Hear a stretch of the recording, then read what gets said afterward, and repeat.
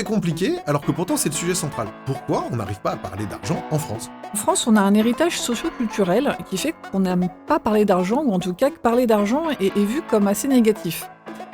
On nous compare souvent avec les Américains qui parlent d'argent plus facilement. Typiquement, les Américains, eux, ils ont une culture plutôt protestante. Alors qu'en France, on a une culture plutôt judéo-chrétienne, très catholique. On porte un héritage commun dont on ne dit pas les mots. Et je vois que chez les jeunes, il y a plus de facilité à le faire. C'est une revendication. Ils le font parce qu'il y en a marre de se faire avoir parce qu'on ne parle pas d'argent, on va en parler. Le Barbu qui parle RH, c'est du miel dans vos AirPods. Bienvenue dans le monde du RH qui bouge et qui prépare aujourd'hui le monde de demain. Moi, c'est Nico. Je travaille dans les RH depuis plus de 15 ans. Et je vous partage mon expérience à travers des clés et des interviews super stimulantes. Et pour nous accompagner, ce podcast est soutenu par Le Figaro Emploi et a été produit dans leur magnifique studio parisien. Vous êtes prêts ? Attachez vos ceintures, c'est parti ! Bonjour à toutes et à tous, alors merci d'être présents pour ce nouvel épisode du podcast du Barbu qui parle RH. Et aujourd'hui, on va parler du sujet qui intéresse le plus les Français, on va parler d'argent. Et pour parler de ce sujet, j'ai le plaisir et l'immense honneur d'accueillir la personne parfaite, c'est-à-dire Sandrine Dorbe. Salut Sandrine, comment ça va ? Merci Nicolas de m'accueillir. Écoute, ça va très bien. Je suis très à l'aise dans ce très beau studio. On est bien Ravi. ici, hein ? Particulièrement bien, oui. En plus des petites couleurs bleutées et tout, on est pour ceux qui sont pas sur YouTube, on a des petites couleurs bleutées, une petite atmosphère assez sympa. Oh, là, je me prends très au sérieux. Alors, pour celles et ceux qui te connaissent pas, est-ce que tu peux te présenter en 2 minutes pour pouvoir nous expliquer pourquoi tu es la personne idoine pour parler de l'argent ? Parce qu'aujourd'hui, ça va être tout le sujet du podcast, ça va être le sujet du rapport à l'argent des Français en entreprise, du rapport au salaire, et dis-nous tout. Pourquoi toi ? Alors, pourquoi moi ? Alors, je suis Sandrine Dorbe, pour celles et ceux qui ne me connaissent pas, et j'exerce le métier de Comp & Ben, Compensation and Benefits, depuis une quinzaine d'années. Donc, c'est un métier qu'on trouve principalement dans les grandes entreprises, et on travaille sur les politiques de rémunération, on pilote la masse salariale. Et j'ai exercé ce métier pendant 10 ans dans une entreprise du CAC 40, avec beaucoup de joie, parce que j'adorais ce que je faisais, mais avec une certaine frustration, qui était qu'on me cantonnait à un rôle très technique. Quand j'ai eu mon poste au CODIR, donc vous voyez comment ça se passe un CODIR, on est autour de la table, chacun parle de ses petits sujets de la semaine, et parfois je donnais mon avis. Je donnais mon avis sur quelque chose qui ne me concernait pas directement, et on me faisait comprendre très poliment, parce que j'étais dans un groupe très poli, que c'est bien de vouloir participer. On aime les gens qui sont team players, mais que quand on aurait des trucs à me faire calculer ou des Excel à faire, là on saurait me trouver. Ce qui était un peu frustrant. Par contre, les gens étaient beaux joueurs, et parfois, quelques semaines après, à la machine à café, on me disait « Tiens, au fait, à ce sujet-là, t'avais raison. » Et je me fatiguais à leur dire « Oui, j'avais raison. » Pas parce que je suis plus brillante que les autres, hein, mais parce qu'en fait, ça fait partie de mon métier et ça, on ne veut pas le voir. La rémunération, c'est un sujet qui est très transverse. En tout cas, c'est comme ça que je le vois. Et après 10 ans de bons et loyaux services, j'ai décidé de me lancer à mon compte pour tenter un truc, pour tenter de parler d'argent différemment, tenter de parler de rémunération différemment, et surtout m'adresser à un autre public. C'est-à-dire que mes homologues, on les voit beaucoup dans les grosses boîtes. Et je me dis, mais dans les petites entreprises, il y a aussi un besoin. Et ces entreprises-là, elles n'ont pas besoin d'un expert à temps plein, mais plutôt de quelqu'un de manière ponctuelle. Donc, c'était le pari d'aller vers les plus petites entreprises, de leur expliquer que la rémunération, c'était pas qu'une question d'argent. Et on va en parler ensemble. Et ça fait 5 ans maintenant que je suis à mon compte. Donc, je suis consultante, pour le dire simplement. Je suis aussi conférencière. Donc, j'ai des conférences de vulgarisation sur le sujet de la rémunération. Et depuis peu, je suis autrice. Depuis un petit mois à l'heure où on tourne. À l'heure où on tourne, oui. Tu as sorti ton livre qui s'appelle « La rémunération n'est pas qu'une question d'argent ». Trop cool. Donc c'est pour ça que je suis très content de t'avoir aujourd'hui, parce que c'est vraiment toute ta vie professionnelle en fait qui tourne autour de ce sujet-là. Et on va passer tout de suite au premier point, qui est pourquoi on ne sait pas parler d'argent en France. C'est quand même un truc de ouf. C'est-à-dire que quand tu regardes les attentes des Français principales, tout le monde dit la pyramide de Maslow s'est renversée, ainsi de suite. Ce qui est faux. C'est-à-dire que les Français, quand tu leur demandes, quand ils recherchent un job, quelle est leur priorité c'est le salaire. Alors bien évidemment, après, une fois que le salaire est bon, que le salaire est convenable, qu'ils ont tout ce qu'ils veulent, tu passes à la QVT, tu passes à l'équilibre pro-perso, tu passes à toutes ces choses-là, mais la priorité, c'est le salaire. Donc c'est-à-dire que c'est le sujet principal, ce qui est un peu normal, tu ne travailles pas pour rien. Mais par contre, quand on veut parler d'argent, mais personne n'est prêt à parler d'argent. Personne n'est prêt à dire ce qui touche. Et alors, en entreprise, c'est l'omerta totale, quoi. C'est-à-dire que sortir des grilles salariales, c'est hyper compliqué. Quand tu parles de transparence des salaires en entreprise, c'est hyper compliqué. On est en train au niveau des job boards d'instaurer la loi qui va obliger les entreprises à mettre le salaire dans l'offre d'emploi. Mais encore une fois, c'est très compliqué. Enfin, tout est compliqué, alors que pourtant, c'est le sujet central. Pourquoi on n'arrive pas à parler d'argent en France ? C'est culturel, hein. On ne nous a pas appris à le faire. Alors, long story short, donc oui, je vais faire des raccourcis. Donc je vous prie d'excuser les personnes qui sont particulièrement pointilleuses sur les faits historiques et la sociologie. Mais en France, on a un héritage socio-culturel qui fait qu'on n'aime pas parler d'argent, ou en tout cas que parler d'argent est vu comme assez négatif. On nous compare souvent avec les Américains qui parlent d'argent plus facilement. Typiquement, les Américains, eux, ils ont une culture plutôt protestante. Alors qu'en France, on a une culture plutôt judéo-chrétienne, très catholique, en fait. Et ce que je trouve fascinant, c'est que même quand on n'est pas d'obédience catholique, même quand nos parents ne sont même pas nés en France, du moment où on est allé à l'école, on porte ça. On porte un héritage commun dont on ne dit pas les mots. Et parfois, je trouve ça même, et ça, je le vérifie chez des gens qui donc, ont des parents d'origine étrangère, qui ne sont pas nés en Europe, mais où les personnes qui me racontent l'histoire, elles, sont nées en France et ont grandi à travers l'école, la même que moi, qui a des parents d'origine française. En fait, au sein du foyer, tu vois qu'il y a des chocs culturels. Tu vois, il y a une personne d'origine asiatique qui me disait, mais en fait, mes parents me demandent régulièrement combien je gagne. Pour ses parents, c'était une façon de lui demander comment ça va au boulot. Et lui, il ne veut pas en parler, ça le crispe particulièrement. Donc, c'est très, très français, quelque part. Donc, il y a cet héritage judéo-chrétien. On pourrait parler aussi de l'impact de la royauté. Je veux dire, jusqu'à la Révolution française, les gens qui avaient de l'argent, ils l'obtenaient par rente, par privilège, pas parce qu'ils travaillaient. Donc finalement, les gens qui avaient de l'argent, il y a quelque chose d'un peu suspect. Pour ça aussi qu'on n'aime pas dire, quand on gagne de l'argent, on n'aime pas le dire, parce que tout de suite, on est un peu suspect de ne pas l'avoir obtenu de manière honnête ou juste. Il y a toutes ces choses-là dans notre héritage qui font qu'aujourd'hui, on n'aime pas parler d'argent, on ne nous apprend pas à le faire. Les jeunes générations sont un peu plus souples là-dessus. J'animais une formation dans une entreprise pour 3 personnes qui allaient devenir les référents rémunération pour les membres du CODIR. Il y avait 2 personnes qui avaient mon âge, pour info, j'ai une petite 40aine d'années, et il y avait une personne plus jeune qui avait, lui, par contre, une 30aine d'années. Et donc, je lui déroule ma formation, parler d'argent, c'est difficile, et c'est culturel, et pas un coup fin, et très poliment, il me dit, alors moi, je me sens pas concerné. Je parle d'argent de manière hyper facile avec ma famille, mes collègues, et les 2 autres personnes qui étaient avec nous, qui étaient plutôt de mon âge, je le regardais avec des grands yeux, genre, oh mon Dieu, mais pour nous, c'est inaccessible. Donc oui, je vois que chez les jeunes, il y a plus de facilité à le faire, et ce que moi, je constate, c'est qu'ils le font par... c'est une forme de revendication. C'est pas tant... Alors, ils sont à l'aise pour le faire, mais ils vont chercher... C'est une revendication. Ils le font parce qu'il y en a marre de se faire avoir, parce qu'on ne parle pas d'argent, on va en parler. Ils savent parler d'argent, mais ils n'ont pas encore capté le sous-jacent émotionnel qu'il y a derrière l'argent. Quand on parle d'argent, je dis souvent, quand quelqu'un vient te demander une augmentation, il veut de l'argent, mais pas que. Et c'est ce truc-là non plus qu'on n'a pas appris à faire. À l'école ou dans nos familles, on ne nous a pas appris à parler d'argent. On peut aussi nous avoir fait croire pas mal de choses. J'étais sur un... Alors, je fais rarement des coachings individuels, mais ça m'arrivait d'en faire quelques-uns. Et une dirigeante, elle, l'objectif, c'était qu'elle aille qu'elle aille renégocier son package parce que vraiment, elle était très en dessous de tout ce qui se pratiquait sur le marché et dans le groupe auquel elle appartenait. Et on discute de plein de choses. Et elle avait beaucoup d'injonctions sur l'argent. Enfin, faut pas en parler. Puis à un moment, elle me dit, c'est indécent. Et qui dit ça ? Qui a dit... Et elle est devenue toute rouge. Elle me dit, mais ma mère. Alors, voilà, donc en fait, il y a plein de choses qu'on nous fait porter culturellement, la société, nos parents, notre éducation. On ne nous apprend pas à parler d'argent. Mais alors, les racines historiques, c'est assez intéressant, même si je pense qu'en France, c'est un peu différent parce que, comme tu dis, il y avait des rentes qui étaient là, mais tu étais fier de gagner de l'argent à cette époque-là. Donc, c'était quelque chose qui était différent. Tu savais que tu étais fier de gagner de l'argent parce qu'en plus, cet argent, tu le gagnais pour une raison. Tu avais un statut social. Cette rente-là, elle était donnée justement par rapport au statut que tu avais acquis, donc soit par rapport à ce que tu avais acheté, soit par rapport à ta naissance. Donc, tu avais quand même une certaine fierté à parler d'argent à l'époque, quand même. La fierté était là pour... Enfin, on était fiers d'avoir de l'argent, mais on ne travaillait pas. Et ça, c'était un...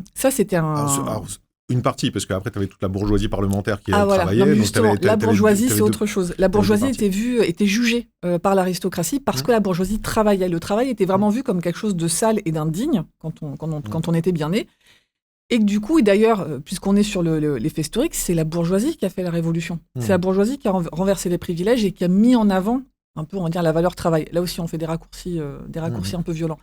Mais les gens qui travaillaient et qui gagnaient de l'argent, ils n'étaient pas bien vus, ni par enfin, d'ailleurs, ils faisaient partie du tiers-état, mais ni par les gens qui galéraient pour eux gagner de l'argent, ni par les gens qui avaient de l'argent par statut social, parce qu'ils étaient aristocrates. Donc ça s'est un peu inversé au 19e siècle, mais avec toujours quelque chose d'assez louche vis-à-vis des gens qui ont de l'argent, quand bien même ils travaillent, quand bien même ils le gagnent. Et ça, on le garde. Il y a une anecdote que j'aime bien raconter, c'était dans un dîner. Alors, un dîner avec des gens que je ne connaissais pas. Enfin, d'ailleurs, personne ne se connaissait autour de la table. C'est un concept. Mais parce que avec des gens qu'on connaissait, ça n'aurait. Enfin, je le précise parce que ça ne serait pas arrivé avec des gens qu'on connaissait.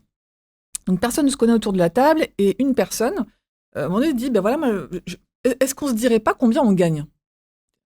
Il est chaud, lui. Et donc, il nous dit, ben voilà, moi, entre mes revenus et ceux de ma femme, je gagne 1,5 million par an. Et à vous. Il voulait lancer le tour de table et on était à non. Non, ça ne va pas arriver. Du coup, il se moque de nous. Il dit, mais il se moque un peu, enfin, pas gentiment, quoi. Il dit, mais vous êtes très français. Ouais. On va pas te dire combien on gagne. Et un peu plus tard, je discute avec sa femme et qu'elle était très gênée de ça. Elle était très gênée. Elle me dit, mais en fait, moi, il me fait peur quand il fait ça. Peur. Je me dis, oui, mais j'ai peur que les gens pensent qu'on a de l'argent. Alors, vous avez de l'argent. Et c'est OK. Mais c'est marrant, cette peur. Et ça, cette peur, elle vient aussi d'un autre héritage culturel qui est que jusqu'au milieu du 19e siècle, 80% de la population française, elle vivait en ruralité. Et en ruralité, à l'époque, pas d'assurance chômage, pas d'assurance maladie, pas de fonds de solidarité en cas d'épidémie mondiale.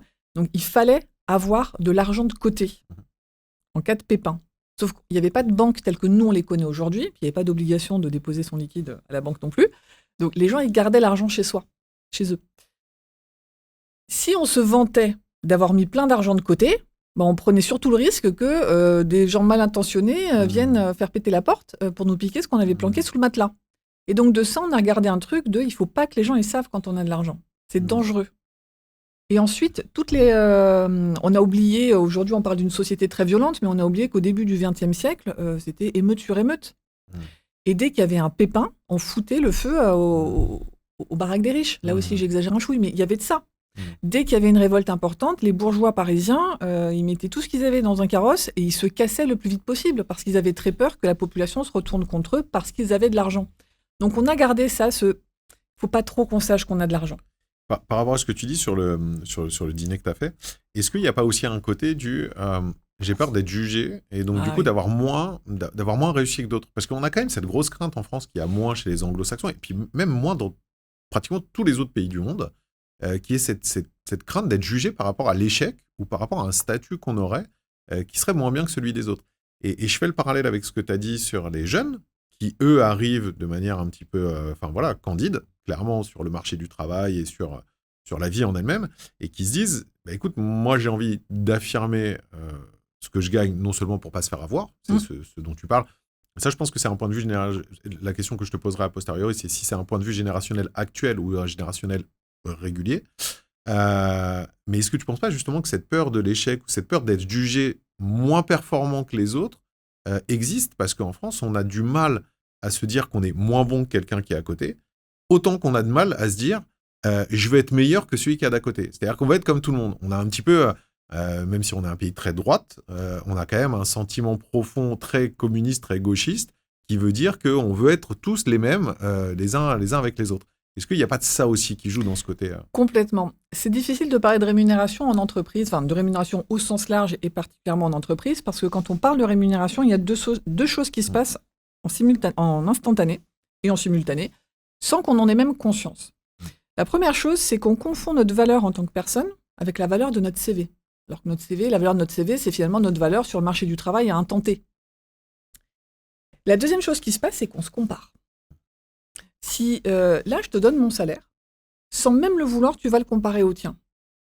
Si je gagne la même chose ou plus que toi, tu vas te poser des questions. Tu vas dire, est-ce que c'est normal, compte tenu de ma carrière, compte tenu de ce que je fais, compte tenu de mon impact sur la société, est-ce que c'est normal que je gagne autant?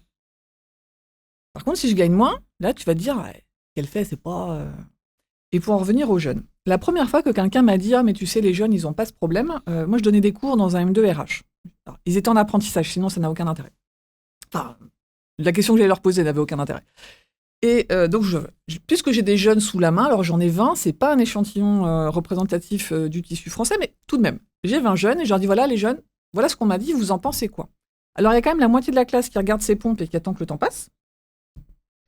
Et l'autre moitié qui est très énergique. Oui, mais bien sûr, mais non, il faut arrêter, c'est parce que les gens de votre génération, arrêtez de me séparer de vous, les jeunes, c'est très vexant. Les gens de votre génération n'ont pas assez parlé, on s'est fait avoir, non, ça suffit. Et alors, je fais ce que les gens de la génération au-dessus m'ont appris, j'en prends un seul. Je cible une personne. Je vais t'exclure du groupe. Alors, vous, pour le coup, une jeune fille qui était une des plus énergiques. Vous parlez d'argent facilement. Mais oui, vous en parlez en famille. Mais oui, vous en parlez au boulot. Mais oui. Parenthèse, les apprentis sont sur une grille de salaire. C'est beaucoup plus facile de parler de rémunération, et on en parlera après, quand notre salaire est soumis à une grille fixe dont on ne peut pas déroger. Et vous en parlez avec vos amis aussi. Petite pause d'une seconde. Mais oui. Ah, alors là, ma bichette, on va se parler de cette petite pause. Vous avez hésité, pourquoi? Elle me dit, non, mais j'en parle pas à tous mes amis. D'accord? Quels amis on n'en parle pas? Je dis, oui, mais parce que j'ai des amis, eux, ils travaillent en finance. Je rappelle que j'étais sur un M2 RH. Ils travaillent en finance et ils gagnent plus que moi. Et je ne veux pas qu'ils pensent que ce que je fais, c'est moins important qu'eux. Ah oui, donc on est à l'aise sans être à l'aise quand même. Et moi, je me demande, et ça, écoute, on peut se prendre rendez-vous, on en reparle dans 20 ans, je me demande si les jeunes aujourd'hui qui parlent facilement d'argent, ils en parleront aussi facilement dans 20 ans quand ils se seront embourgeoisés. Quelque part, tu vois. Quand en début de carrière, je me dis c'est peut-être plus facile de parler d'argent qu'un peu plus tard, où les parcours de carrière se sont diversifiés et où, de fait, la rémunération s'est un peu individualisée. Après, je pense qu'il y a aussi le sujet de la grille, et t'en as parlé, mais on en parlera un petit peu plus tard. Bon, du coup, c'est un sujet indissoluble pour l'instant, c'est-à-dire qu'on ne pourra pas le régler, le fait qu'on ne sache pas vraiment parler d'argent en France. Mais surtout, aujourd'hui, il y a un autre sujet qui est assez intéressant, c'est que tu me disais en off, quand on préparait l'entretien, que la rémunération n'était pas qu'une question d'argent. Donc déjà, est-ce que tu peux nous expliquer le pourquoi du comment? Et est-ce que ce fait que ça ne soit pas qu'une question d'argent, ça peut faciliter justement la discussion? Parce que ça peut inclure le salaire dans un sujet un petit peu plus global, ou au contraire, est-ce que ça la complexifie? Ça la complexifie. Et en fait, c'est d'autant plus compliqué qu'on ne parle pas d'argent. Parler de rémunération, c'est parler d'argent et parler de ses besoins profonds. Alors, j'allais dire c'est couillon, désolé, peut-être avoir un peu de montage sur la vulgarité. Mais c'est ballot parce que c'est deux choses dont on nous apprend pas à faire à l'école. On nous apprend pas à parler d'argent de manière simple et apaisée, et on nous apprend pas à identifier nos besoins profonds. Alors, quand je dis ça, parfois on se dit oui, super, c'est oui au pays de la RH. Pas du tout. Nos actions sont drivées par nos besoins profonds. Quelqu'un qui vient demander une augmentation, il vient demander des sous, comme je te disais, mais il vient peut-être demander autre chose. Il y a peut-être une blessure de justice que la personne elle essaye de corriger. Il y a peut-être un besoin d'égalité, il y a peut-être un besoin de reconnaissance. Et tu vois, je me souviens d'un cas particulier où une personne demandait des augmentations tout le temps. Il n'arrêtait pas. Et alors du coup, il passait pour quelqu'un de très avide, qui n'était pas très très bon pour son personal branding en interne, mais alors qu'en fait, au bout d'un moment, ça a pris du temps, on s'est rendu compte que ce besoin d'argent, en fait, il avait besoin d'évoluer dans la boîte. Et en fait, on lui filait plein d'augmentations, mais on ne lui filait pas tellement de postes plus importants. Dès qu'on a compris ça et qu'on a commencé à factuellement le promouvoir à des postes plus importants, alors, ça n'a pas été un changement hyper radical, mais les demandes d'augmentation se sont un peu écartées. On était en train de nourrir son besoin d'évolution, et à défaut d'être promu, il avait besoin de sentir qu'il évoluait, et l'argent a ça de facile que c'est des euros que tu additionnes. Donc quand tu vois que les euros s'additionnent de plus en plus d'année en année, tu as l'impression d'évoluer. Mais quelque part, il se rendait bien compte que ce n'était pas le cas. Donc il revenait à la charge, il redemandait. Et lui, ça, il n'en avait même pas conscience. On n'a pas conscience de nos besoins profonds à un moment. Et je me souviens d'un autre cas, mais après, je vais arrêter avec les cas particuliers, de quelqu'un, son truc, c'était la justice. Et elle n'a pas été augmentée parce que son manager a oublié. Alors là aussi, ça paraît un peu, mais il a oublié, il n'a pas priorisé. C'était tellement gros qu'il ne l'a pas fait. Et donc, quand elle est allée le voir pour lui dire, écoute, vu l'année qu'on a passée, je suis très surprise de ne pas faire partie des gens augmentés. Lui, il s'est senti vraiment bête. Il est revenu me voir, parce qu'à l'époque, c'est moi qui tenais le budget. Non, mais là, il faut que tu me trouves un truc pour elle, parce que c'est horrible. Enfin, on ne peut pas ne pas lui filer à elle. Donc, on a trouvé un budget, on l'a augmenté. Et en fait, elle, la blessure était là. On avait fait quelque chose de particulièrement injuste, et quand bien même l'augmentation était très confortable par rapport à ce qu'on pratiquait, c'était impossible. On l'avait blessé, on avait attaqué son sentiment de justice, et on Il y avait plus rien à faire, à part avoir une discussion à bâton rompu avec son manager, ce qu'il n'était pas prêt à faire. Et tu vois, c'est pas qu'une question d'argent, c'est quelque chose d'émotionnel. Et oui, il faut se parler d'argent, mais il faut aussi se parler des autres sujets. Le problème, c'est que en entreprise, on cadre pas assez les discussions autour de la rémunération, dans le sens où les règles sont pas toujours très bien définies, même dans les très grands groupes. Les règles sont pas connues, même dans les très grands groupes. Et du coup, on arrive dans des discussions où on n'a pas les infos. On n'a pas les infos sur le sujet de la rémunération, on n'a pas les infos sur ce dont on a vraiment besoin personnellement. Du coup, on arrive très chargé émotionnellement. On va rarement à son entretien annuel ou à sa demande d'augmentation en étant assez détendu. On y va tendu. La personne qui nous reçoit est tendue parce qu'elle non plus, elle n'aime pas parler d'argent. Et la plupart du temps, le manager, il ne connaît pas les règles non plus. Donc on a ce melting pot de tension et après on s'étonne que ça s'envenime et qu'il y ait des blessures de justice. Et du coup, par rapport à ce que tu dis, est-ce que c'est plus simple de parler d'argent? Parce que j'ai l'impression que c'est plus simple de parler d'argent dans la phase de recrutement. Peut-être parce que tu connais pas encore l'entreprise, peut-être parce que tu n'as pas ce côté émotionnel de ce que tu fais au quotidien, peut-être que il n'y a pas tout ça. C'est plus simple de venir et de dire, je me vends pour tel tarif ou je te propose une offre d'emploi pour tel tarif ou quelque chose comme ça. Mais en même temps, le fait de venir et de ne pas avoir l'ensemble des règles établies, ça ne permet pas justement d'avoir toute la complexité dont tu parles, qui est de dire, je te fais rentrer dans un système qui, au-delà de l'argent, en fait, te permettra d'avoir tel sentiment d'appartenance, tel sentiment de reconnaissance, tel sentiment de valorisation, tel sentiment de justice, parce que la rémunération sera évolutive de telle manière. Est-ce que justement, ça pourrait pas être un gage d'attractivité que de décliner dès le départ la manière dont tu vas gérer en fait la politique salariale pendant ton entretien? Est-ce que ça pourrait pas être intéressant? Est-ce que c'est possible? Est-ce que ça pourrait pas être intéressant? Tout est possible. Et évidemment, c'est intéressant. Je te rejoins sur une chose, c'est que c'est plus facile de parler de rémunération au moment du recrutement, parce qu'il y a un peu moins d'enjeux. C'est-à-dire qu'une fois qu'on est dans l'entreprise, il y a aussi une peur de se faire mal voir, de créer un conflit. Avec le recruteur, il y a de la peur aussi, mais il y en a un peu moins, parce qu'on se dit au pire du pire du pire, on n'avance pas et je les revois plus jamais. Et donc, on est peut-être un peu plus détendu pour dire, voilà. Et même là-dessus, il y a beaucoup de gens qui ne sont pas du tout détendus du moment où ils annoncent leurs fameuses prétentions salariales. Et en face, le recruteur, il accueille les prétentions, et quand les prétentions ne sont pas alignées avec ce que l'entreprise est prête à proposer, en fait, on ferme un peu la porte, on dit, c'est pas ce qui est prévu, mais on n'explique pas pourquoi. Et c'est ça qui manque. Dans la vie, toi et moi, et tout le monde d'ailleurs, on a besoin de deux choses. On a besoin de comprendre notre situation, sentir qu'on a le contrôle et qu'on sait pourquoi on est là. Et on a besoin de se projeter dans le temps. Les gens qui ne se projettent pas, c'est des gens qui sont en dépression. Dans les petits livrets qu'on a en entreprise sur la prévention des risques psychosociaux, comment détecter quelqu'un qui est en dépression, c'est quelqu'un qui n'a plus envie de rien et qui ne se projette pas. J'aime bien prendre cet exemple-là pour qu'on se rende compte, quoi. Le manque de transparence en entreprise, c'est ça que ça génère. Une forme de dépression de rémunération, parce qu'on ne peut pas se projeter dans l'avenir, on ne sait pas comment ça va évoluer. Donc si dès le départ, on dit aux gens, écoute, nous, on te propose 60, et voilà ce qui nous amène à proposer 60, et non, répondre, c'est le prix du marché, ça ne suffit pas. Voilà pourquoi on te propose 60, voilà comment les rémunérations sont structurées dans notre entreprise, voilà ce qu'il y a derrière notre fameuse grille, parce que là aussi, parfois, on dit oui, c'est la grille, et derrière, parfois, il n'y a même pas de grille, ou alors des fois, c'est juste des statistiques. Il n'y a pas de rationnel derrière la grille qui explique les différences de responsabilité, d'impact entre chaque case. Et ensuite, de dire, voilà, maintenant, chez nous, les règles d'évolution des rémunérations. Et une fois qu'on est très clair sur comment les salaires sont définis, comment est-ce qu'ils vont évoluer dans le temps, là, après, on peut se parler des vrais sujets. Des vrais sujets qui est de dire, écoute, moi, je suis hyper ambitieuse, et moi, mon truc, c'est là, je suis là, mais moi, dans 2 ans, j'aimerais bien être la case du dessus. Comment ça se passe? Est-ce qu'il y a de la place ou pas? Non, parce que nous, on est très pyramidal, ce ne sera pas le cas. Ah, d'accord. Oui, tu vois, dès que le sujet de l'argent est évacué parce qu'on a été hyper clair, on peut se parler des vrais sujets. Alors qu'en général, on fout tout ça sous cloche. Et ce que je trouve intéressant dans les entreprises internationales, c'est quand tu as des systèmes d'impatriation, expatriation, ou même sans parler de l'impatriation qui est un sujet en tant que tel en rémunération, mais un Américain qui viendrait travailler dans l'entreprise en France, tu vois le décalage culturel. Là, on parle beaucoup des Américains, mais les Chinois, c'est pareil. Il y avait une personne avec qui j'avais fait un atelier qui me disait, elle était très étonnée que le soir, quand elle sortait en after-work, elle était chinoise. Chinoise de Chine, ça faisait 5 ans qu'elle était en France. Elle était toujours très étonnée de quand elle sortait en after-work avec ses collègues personne ne voulait parler de la rémunération, ce qui, elle, l'étonnait particulièrement. Mais que par contre, à un moment, on avait parlé de sexualité.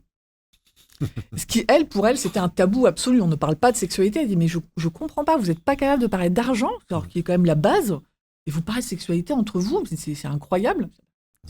Bienvenue en France. Ça, plus le fait qu'on parle de nourriture pendant qu'on mange. Ça, c'est un truc de ouf, d'ailleurs. Ouais. C'est complètement dingue. Je me rendais pas compte avant que des étrangers me le fassent remarquer. Mais, et du coup, quand je le fais, je me dis, quand même... Bref. Le fait de pouvoir structurer dès le départ ce qu'on fait en rémunération, je trouve que ça permet vraiment d'évacuer le truc et de se parler des vrais sujets. Quand on parle de fit, quand on parle d'intérêt, quand on parle de comment la personne va se projeter dans la structure, c'est pas pollué par l'argent, du coup. Mais encore faut-il avoir quelque chose de structuré. C'est là, tu me vois venir. Un peu de méthodo pour bien faire, en fait. C'est un peu ça le sujet. Comment on fait, en fait, pour structurer ça ? Parce que il y a quand même beaucoup de tenants et beaucoup d'aboutissants, tu vois. C'est compliqué. On en parlait, je te l'ai dit, on a parlé du sujet hier sur un autre entretien.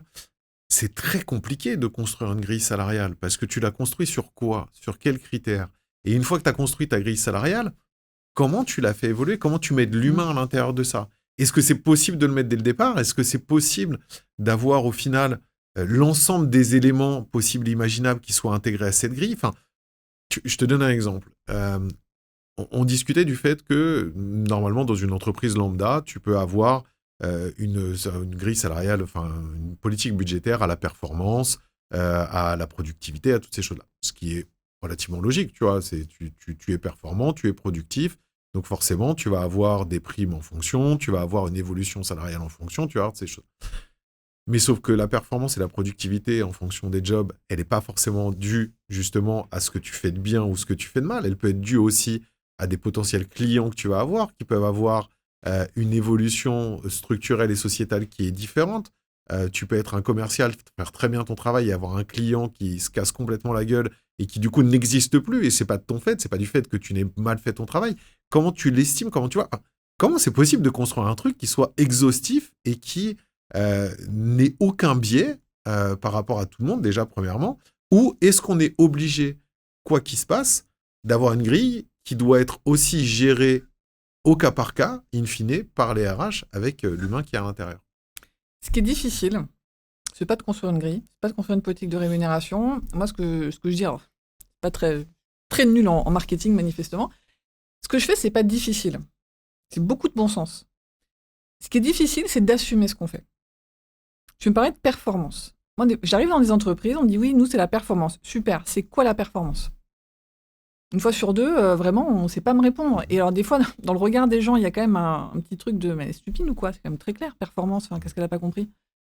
Mais comme les gens sont polis, j'ai de la chance, je ne travaille qu'avec des gens polis, ils se forcent quand même à m'expliquer. Et au moment où ils ouvrent la bouche, tu sens que même ça...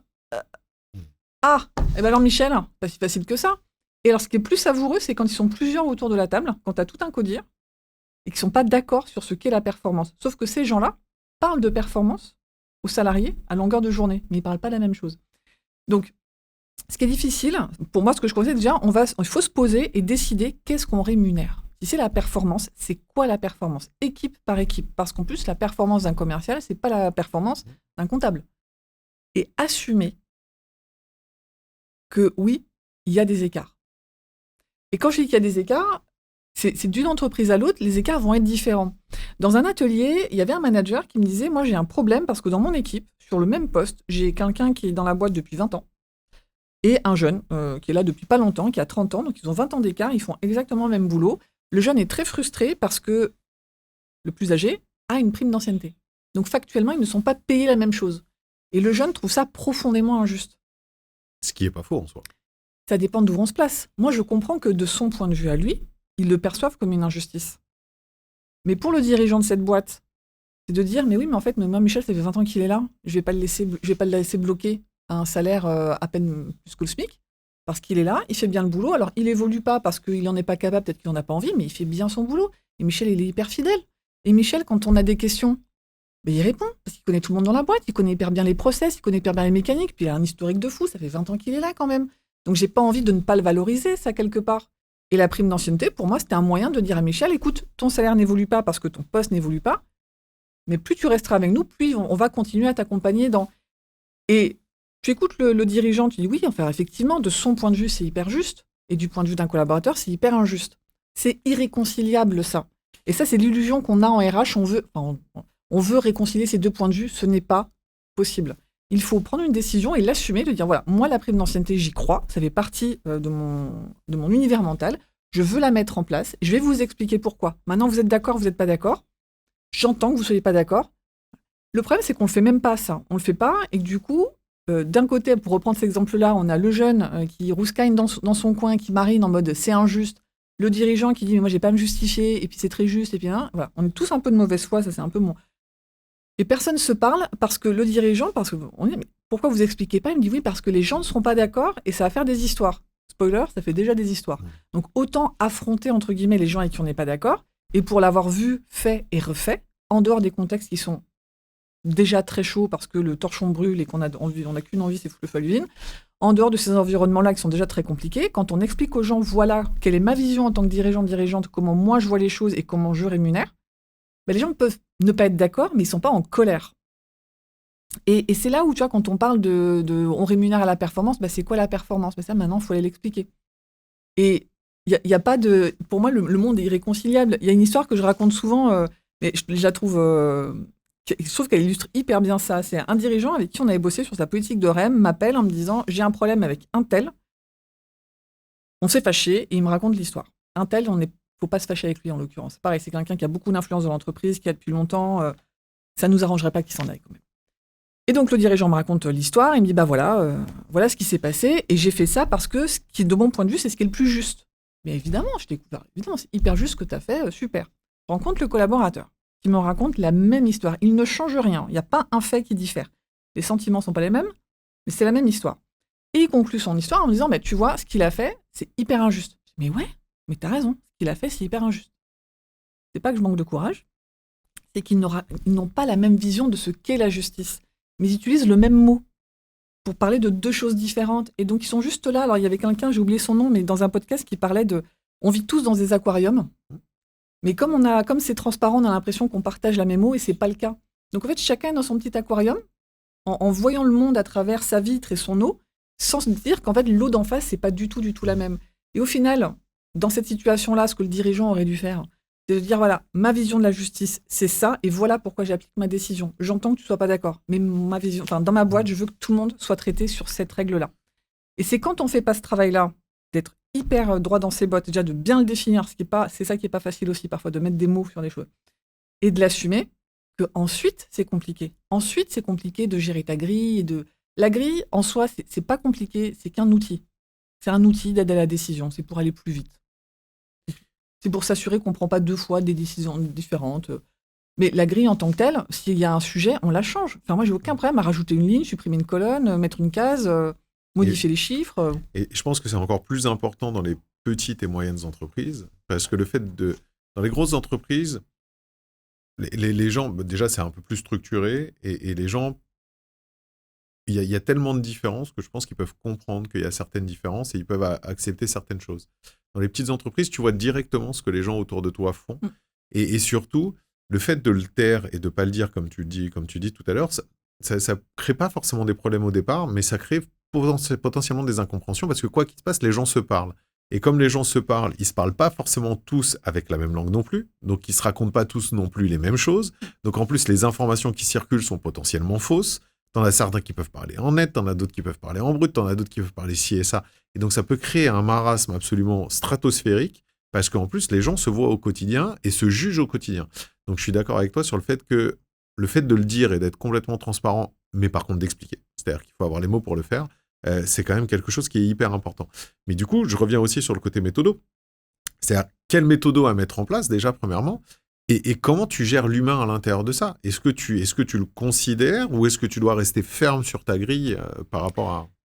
Et là, malheureusement, j'ai pas de réponse. Mais quelle entreprise on veut être? Et moi, je suis prête à... Des fois, je parle de manière un peu péremptoire et je donne l'impression de juger, c'est pas le cas. Je suis prête à tout entendre du moment qu'il y a une pensée relativement solide derrière. Je suis d'accord, je suis pas d'accord, néanmoins, la personne a réfléchi et est capable de l'expliquer. Et des entreprises qui me disent, nous, on a défini une grille, en fonction de tel paramètre, parce que c'est important pour nous, on ne déroge pas de la grille, c'est ce qu'on vend aux salariés. On vend aux salariés, dans la grille, il n'y a pas de bande de salaire, il y a un point, et c'est comme ça, on ne dérogera pas. Si on le fait dans tous les cas, ça marche. Enfin, ça marche dans le sens, c'est que les gens sont prêts à l'entendre jusqu'à ce que ça les arrange. Mais on se dit, on définit une règle, la règle c'est la grille, on n'y déroge pas, fine. Et il y en a d'autres qui disent, nous dans notre secteur ou dans notre boîte, on a besoin de marge de manœuvre. Et la grille, à ce moment-là, elle s'applique dans 80% des cas. Dans 80%, là tu processes en fait. La grille, elle te sert, outil de prise d'aide à la décision, elle t'aide à répondre à 80% des questions pour que tu aies un peu de temps de cerveau disponible pour réfléchir aux 20%.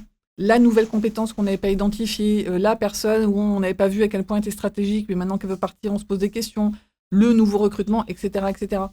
Et là aussi, c'est pas parce qu'on fait des cas particuliers qu'il faut pas l'assumer, de dire oui, il y a une grille. La grille, elle répond à toutes ces questions. Par contre, on assume d'avoir des cas particuliers et il faut expliquer les cas particuliers. Il faut expliquer les cas particuliers aussi, dire voilà, dans telle situation, on a dérogé à la grille et les gens sont contents, pas contents. Enfin, vraiment, même dans les univers, il faut aussi faire tomber un mythe. Les univers où il y a des grilles très strictes qui s'appliquent à tout le monde, il y a des gens pas contents. Des gens pas contents qui estiment qu'ils ne sont pas bien payés, que la grille elle est injuste et qui partent de l'entreprise parce qu'ils estiment qu'ils ne sont pas bien payés. Et ça, faut l'accepter. On ne peut pas plaire à tout le monde. Et ce qui est le problème aussi souvent, je trouve, en entreprise, avec les politiques RH au sens large, c'est que plus l'entreprise elle grossit, plus on veut faire des choses qui plaisent à tout le monde. On veut fâcher personne. Sauf qu'en fâchant personne, on fait un truc un peu tiède, qui correspond pas tellement à notre entreprise. Il y a des boîtes, tu prends leur politique de rémunération, t'enlèves le nom, t'en mets un autre, qui voit que du feu, parce qu'on fait des choses très complaisantes. On veut pas... on n'assume pas, alors j'allais dire discriminant, parce que le terme discriminant, il convient pas, mais d'être différenciant. D'être clivant. D'être clivant. Et alors du coup, on fait quelque chose d'un peu tiède, mais le dirigeant, il veut quand même une culture de la performance, et donc il le fait en cachette. Et donc on sait qu'il y a des gens qui sont augmentés tous les ans, on sait qu'il y a des augmentations de plus de 10%, on sait, mais la règle ne le dit pas. Non, je suis d'accord avec toi, il faut être clivant. Les entreprises veulent trop plaire à tout le monde et ça ne peut pas marcher. Mais encore une fois, il faut l'affirmer, il faut l'assumer, il faut faire en sorte que les gens sachent dans quoi ils mettent les pieds. Et il faut le dire dès le départ. Surtout que, encore une fois, tu dois aussi pouvoir assumer une certaine évolution et un certain dimensionnement, un certain traitement des personnes différents aux différentes étapes de leur vie. Je pense que c'est aussi clairement important. Et puis ça m'amène au point suivant, qui était que tu disais que la rémunération est un sujet qu'on retrouve à de nombreuses étapes de notre vie, mais au final qu'on traite très peu. C'est une réalité, mais est-ce que ça doit être fait par l'entreprise? Est-ce que ça doit être considéré par nous? La prospective, elle est comment là, sur ce sujet-là? Moi, je dirais que c'est vraiment un peu des deux. Moi, je pense que l'entreprise, parce que parfois, là, quand j'ai une conférence qui s'appelle « En plus, ils disent pas merci », où je parle de la difficulté qu'on a en entreprise de parler d'argent, et je parle du rôle des émotions. On me dit parfois, oui, mais... Alors, c'est marrant parce que du coup, je stigmatise les gens qui le disent, mais je suis sûre qu'il y en a plein qui ne me le disent pas, mais qui le pensent. C'est pas l'entreprise de gérer les problèmes émotionnels des gens. Je suis pas d'accord, mais allons-y, partons là-dessus, pourquoi pas. Moi, je suis pas d'accord non plus. Hein. Clairement, c'est pas c'est à l'entreprise de gérer. L'entreprise fait société aujourd'hui pour moi, mais bon, je te laisse continuer. Imaginons que ce n'est pas l'entreprise de le faire. L'entreprise peut, par contre, cadrer ses pratiques de rémunération, faire une politique qui est solide, communiquer dessus, pour faire en sorte que l'argent ne soit pas le problème. C'est que quand tu vas...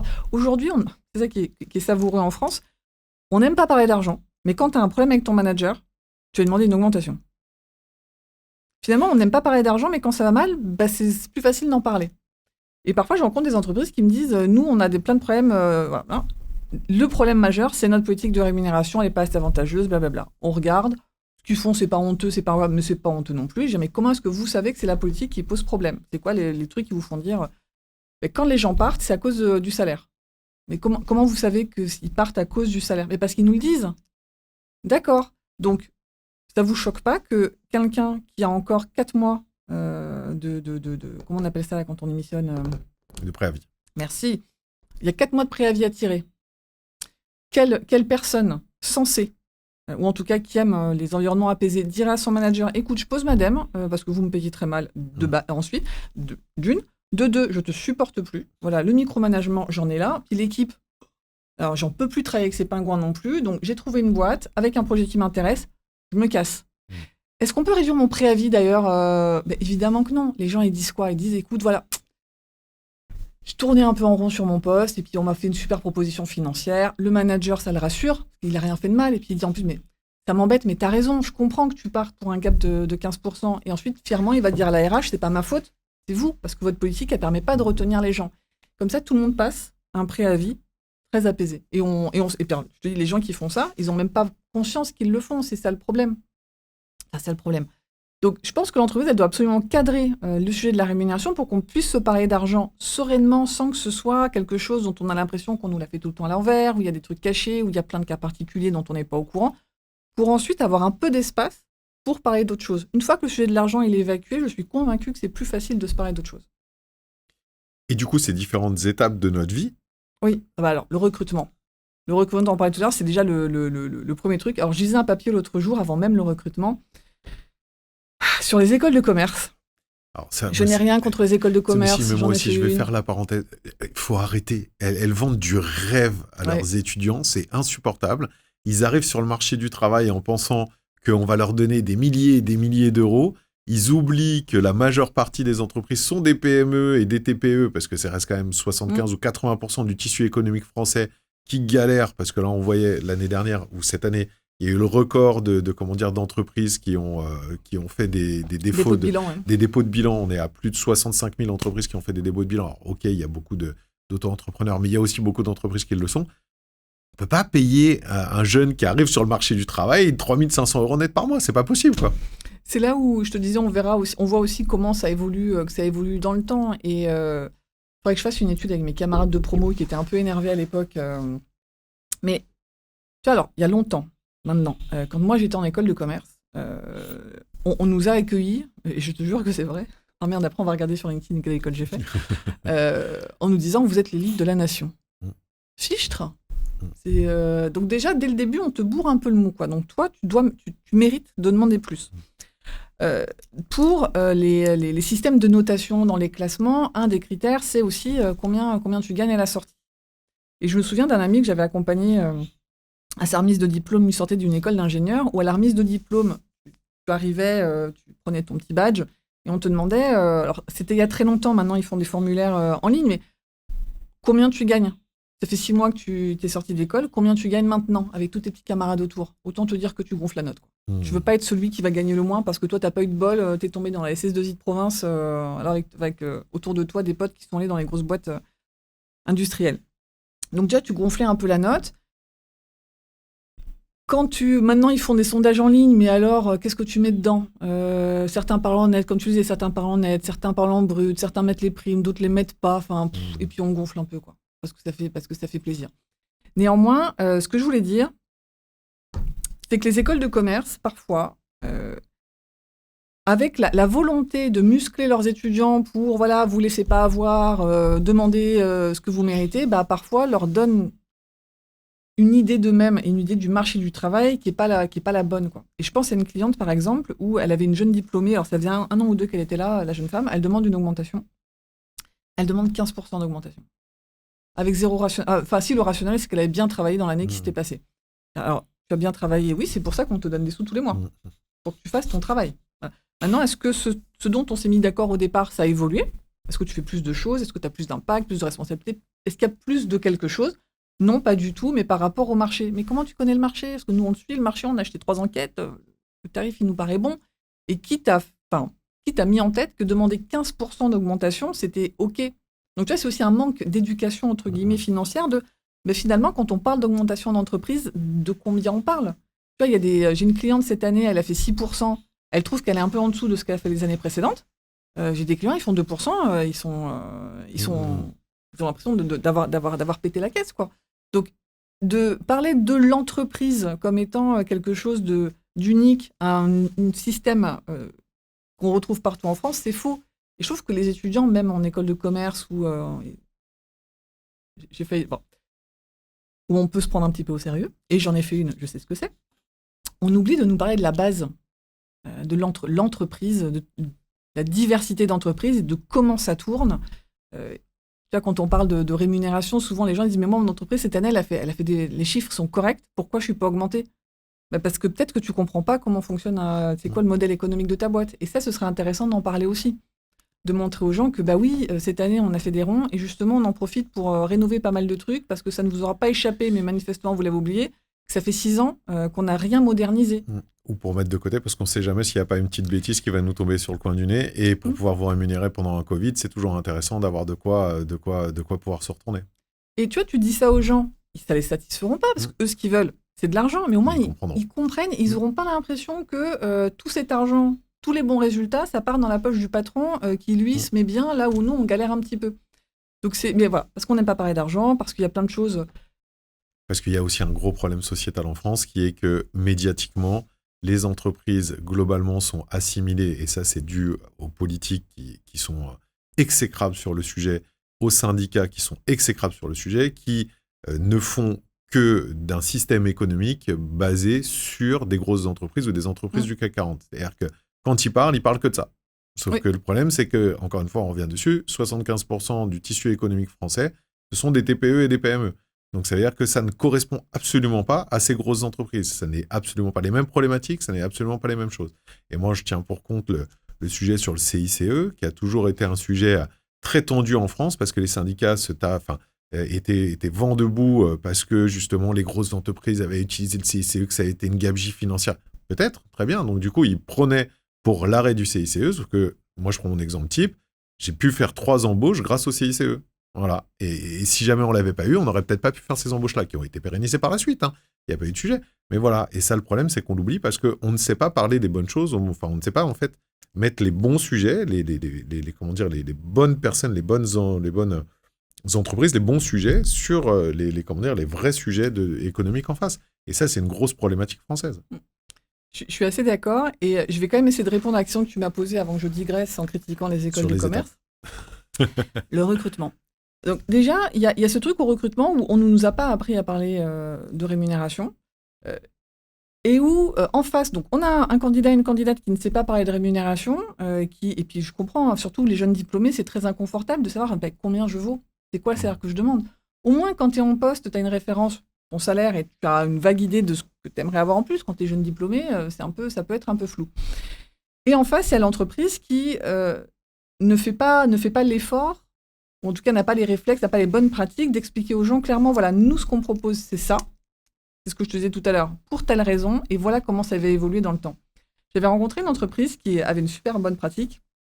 En entretien d'embauche, alors pas dès le début, et encore, on pourrait, enfin, moi je suis pour en parler dès le départ. Hein. Comme ça, on évacue le sujet de l'argent et on se parle je fais une parenthèse, hein, mais les process de recrutement, où les gens se prennent pour Google, où il y a 10 entretiens, et où ça capote à la fin parce que la personne, elle s'attendait à un package particulier et c'est pas le cas.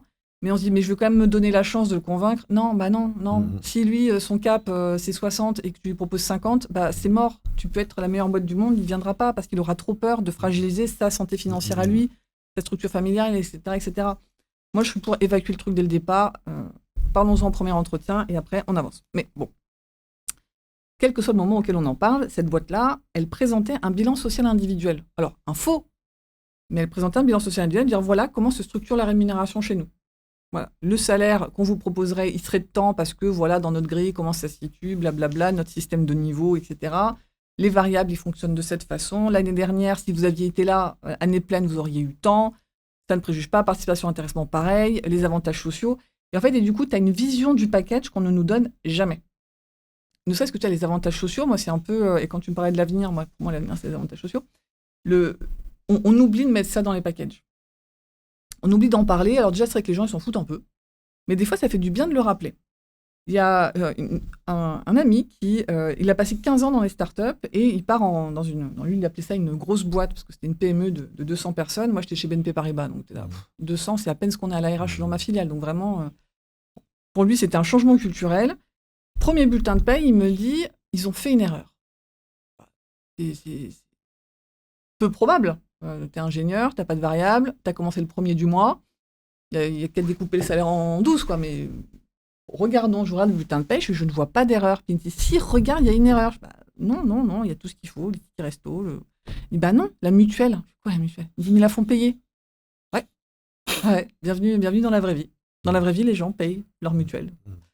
Alors que lui, en fait, et je suis persuadée que à chaque fois parce qu'il a fait plein de startups en 15 ans, je suis persuadée qu'en 15 ans, on lui a dit, au moment du recrutement, la mutuelle est prise en charge à 100% et personne ne lui a jamais rappelé. Et là, il découvre un univers où non, il doit payer sa mutuelle et il était dégoûté. Il s'est dit, mais en fait, j'aurais dû négocier plus parce que j'avais pas pris ça en compte. Bah oui, tu l'avais pas pris en compte.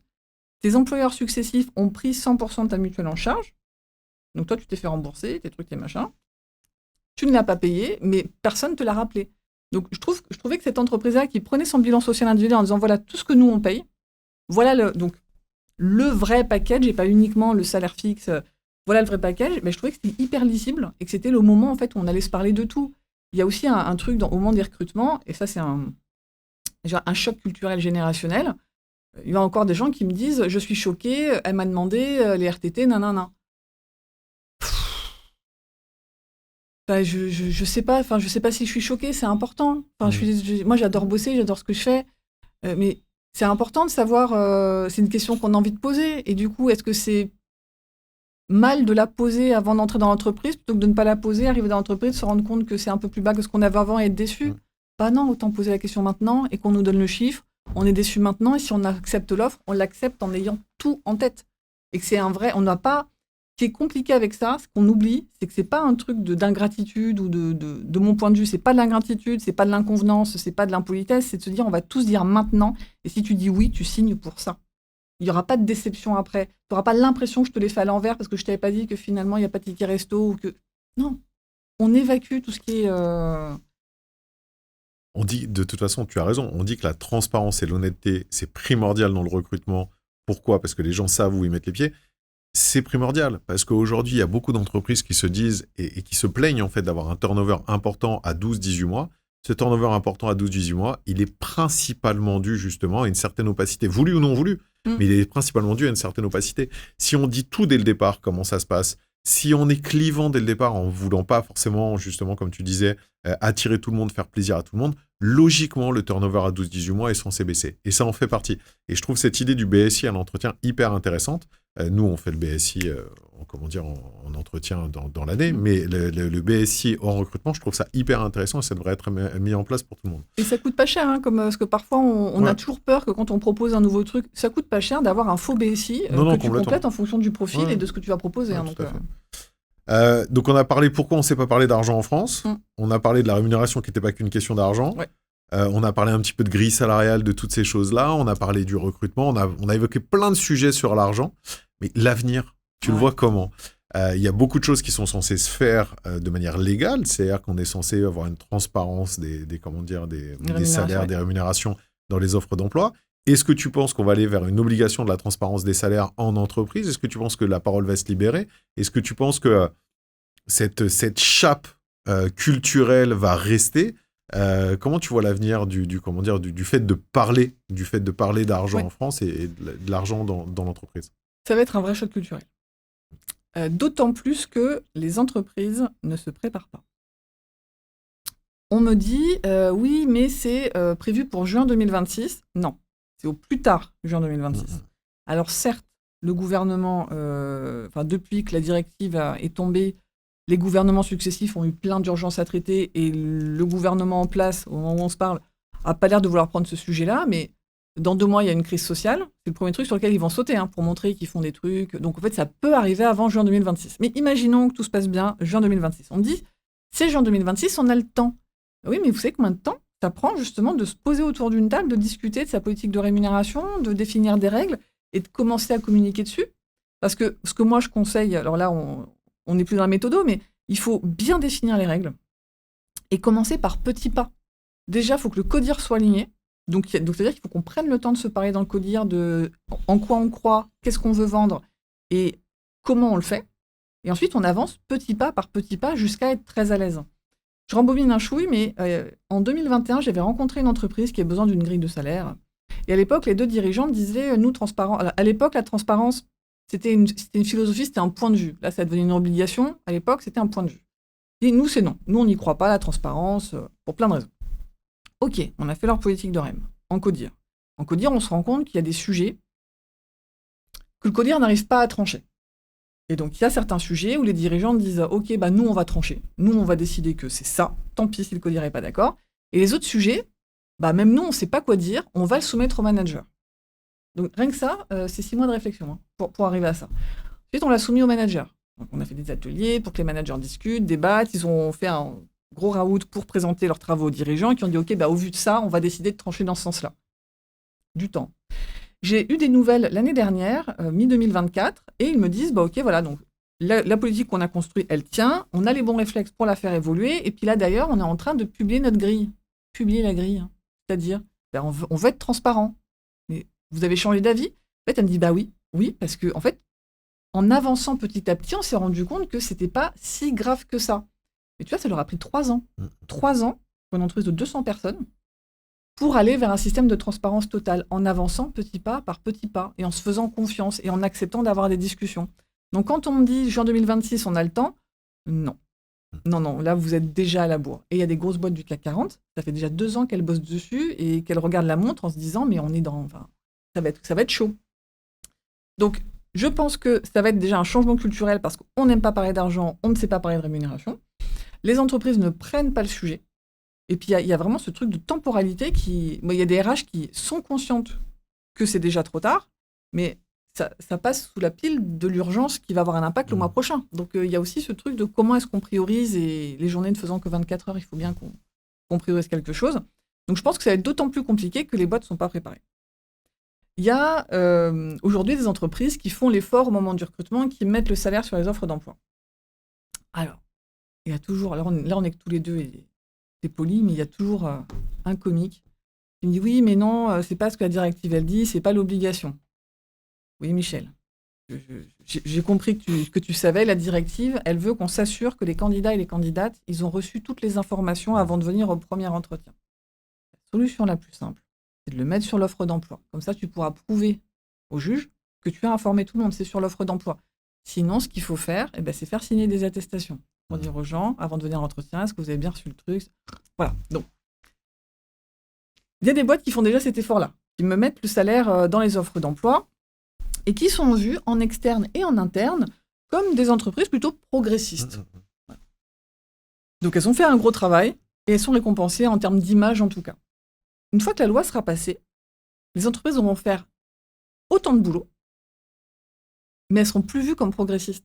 Quand elles prendront la parole pour dire « Regardez, on fait un effort », on va leur dire « Mais vous êtes sérieux ? Enfin, évidemment, vous faites un effort, c'est la loi. Vous voulez une médaille en plus parce que vous respectez la loi ?» Donc en plus, il y aura cet effet, il y aura encore plus un effet qui va les pénaliser parce qu'elles auront attendu que ça devienne obligatoire. Il y a une petite confusion.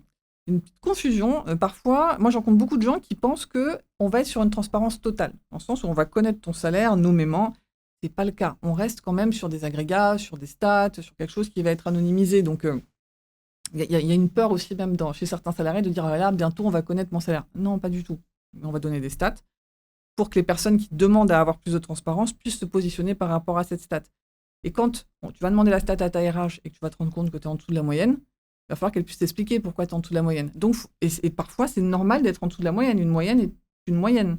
Si tout le monde est à la moyenne, si on veut rattraper tout le monde, la moyenne, elle va juste continuer à s'échapper à l'avant et on ne va jamais y arriver. Enfin, c'est normal, c'est une stat. Donc ça, il faut l'expliquer aussi.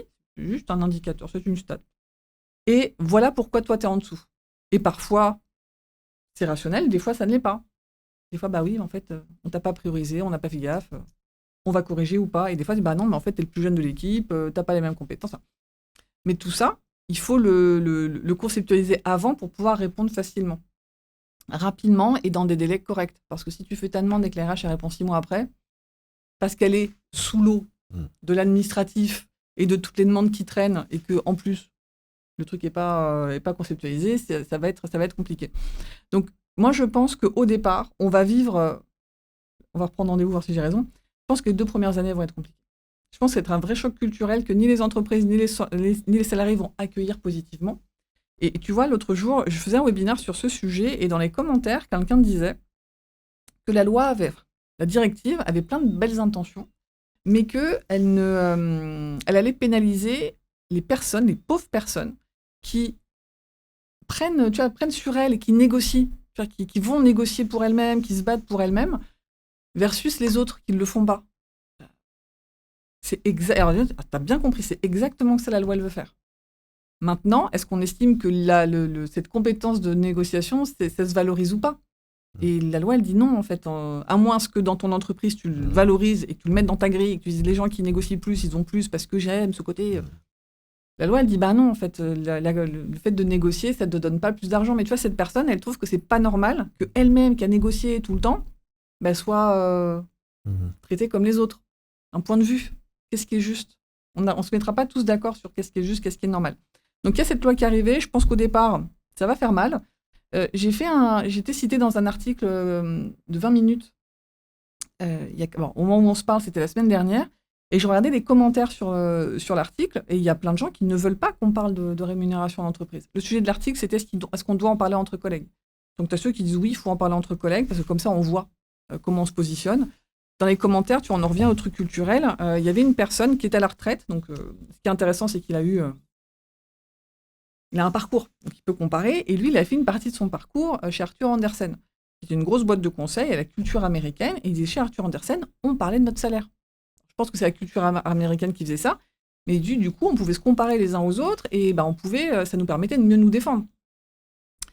Et à côté de ça, il y a des gens qui disent non, il ne faut pas en parler, ça fait des histoires, ça fait des jalousies. Un jour, mon salaire a été connu et tous mes collègues m'ont fait la gueule, etc., etc.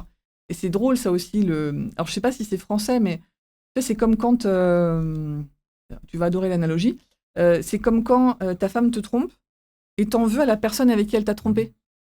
Mais là, tu vois, tu sais que ton collègue est mieux payé que toi, mais t'en veux à ton collègue. T'en veux pas à ton patron. C'est ça, c'est très étonnant. Je ne sais pas d'où ça vient. Donc, au début, ça va être dur. Ensuite, on va prendre nos marques et on va davantage parler de rémunération d'entreprise. On va mieux cadrer les débats et ça va rouler. Je suis très impatient de voir ça. Parce que faire parler d'argent aux Français alors que c'est un sujet qui est très tabou, je suis très, très impatient. Les gens veulent de plus en plus de reconnaissance de leur parcours individuel, de leurs compétences individuelles. Et donc ça va vers plus d'individualisation. Et ce qui est savoureux, c'est qu'il fut un temps où les salaires n'étaient pas individualisés, où il y avait une sacro-sainte grille qu'on appliquait à tout le monde. On est sorti de cette grille dans les années 80 quand on a individualisé les parcours RH. Donc, on a individualisé les rémunérations. Donc, l'individualisation, elle est venue avec l'opacité. Là, on veut à la fois de la transparence et à la fois l'individualisation. Donc, je veux être reconnu pour mes compétences et pour ce que j'apporte en plus, mais je veux beaucoup de transparence. Donc, c'est ça aussi, ce shift culturel qui va être... vraiment challengeant, je ne sais pas comment on dit en français, mais qui va mettre beaucoup de défis au RH, c'est comment est-ce qu'on crée un système commun qu'on est capable de communiquer à tout le monde, tout en reconnaissant l'individualité de tout un chacun. Challenging pour les RH et challenging pour les chefs d'entreprise, ouais. Parce qu'il va falloir qu'ils assument justement leur prise de position et la manière dont ils veulent mettre en place justement cette grille. Voilà. C'est tout pour moi. Merci beaucoup. J'espère que cet épisode vous aura plu. Merci encore une fois, Sandrine, d'avoir évoqué ce sujet d'argent dont on parle très peu et dont on a beaucoup parlé aujourd'hui. J'espère que cet épisode vous aura plu. Et moi, je vous dis à très vite pour un nouvel épisode. Merci. Félicitations, vous avez encore écouté un épisode du Barbu jusqu'au bout. Le Barbu vous donne des clés pour décortiquer le monde du RH d'aujourd'hui et de demain. C'est gratuit et surtout, c'est fait avec le cœur. Le meilleur moyen de nous aider ? Vous avez juste à mettre un avis 5 étoiles sur votre plateforme d'écoute préférée. Je compte sur vous et à très vite. Merci encore au Figaro Emploi de soutenir le podcast du Barbu qui parle RH.